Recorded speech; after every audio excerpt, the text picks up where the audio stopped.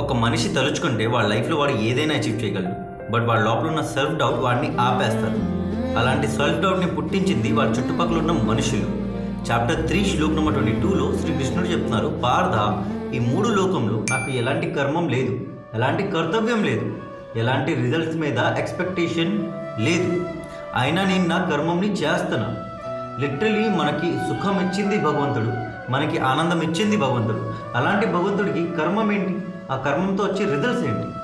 Literally ఈ శ్లోకంలో శ్రీకృష్ణుడు చెప్తున్నారు, పార్థ, నా కర్మం లేకపోయినా నేను నా కర్మం చేస్తున్నా, ఎందుకంటే మనుషులు మంచి కోసం, మనుషుల్ని ఇన్స్పైర్ చేయడానికి.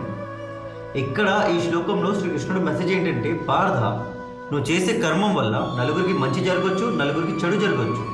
సో గుర్తుపెట్టుకోండి, మీ పక్కన ఉన్న మనుషులకి డీమోటివేట్ చేయకండి.